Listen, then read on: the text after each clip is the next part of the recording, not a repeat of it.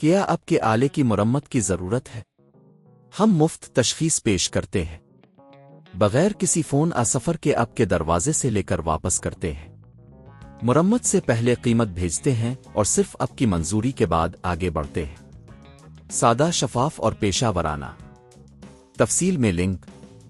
کانگا Max ایک مقبول robot vacuum ہے، لیکن بعض اوقات یہ خود بخود بند ہو جاتا ہے، جو کہ بیٹری کی خرابی کی علامت ہو سکتی ہے۔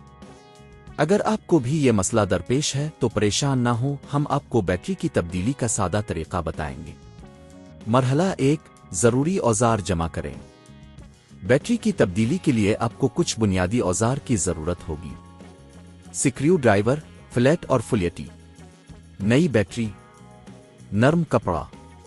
مرحلہ 2، روبوٹ کو بند کریں۔ پہلا قدم یہ ہے کہ اپنی کانگا میکس کو مکمل طور پر بند کریں۔ یہ عمل آپ کو محفوظ طریقے سے بیٹری کو تبدیل کرنے کی اجازت دے گا۔ مرحلہ 3، بیٹری کے ڈھکن کو کھولیں۔ روبوٹ کے نیچے پیچھے بیٹری کا ڈھکن ہوگا۔ اس پر موجود سکریوز کو سکریو ڈرائیور کی مدد سے کھولیں۔ اس بات کا خیال رکھیں کہ سکریوز کو کہیں کھو نہ دیں۔ مرحلہ 4، پرانی بیٹری کو ہٹائیں۔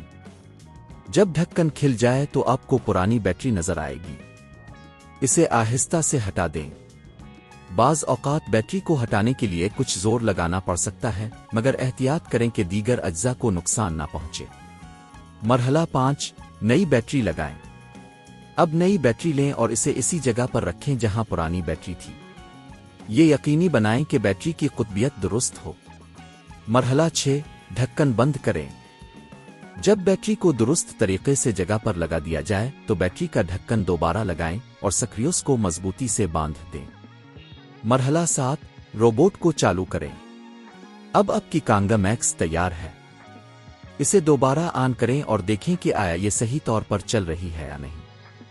اختتام: اگر آپ نے یہ اقدامات صحیح طریقے سے کیے ہیں تو آپ کی ویکیوم خود بخود بند ہونے کا مسئلہ حل ہو جائے گا۔ بیٹری کی تبدیلی کا یہ عمل آپ کی مدد کرے گا تاکہ آپ مہنگی خدمات سے بچ سکیں۔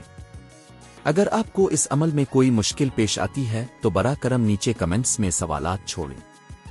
کیا آپ کے آلے کی مرمت کی ضرورت ہے؟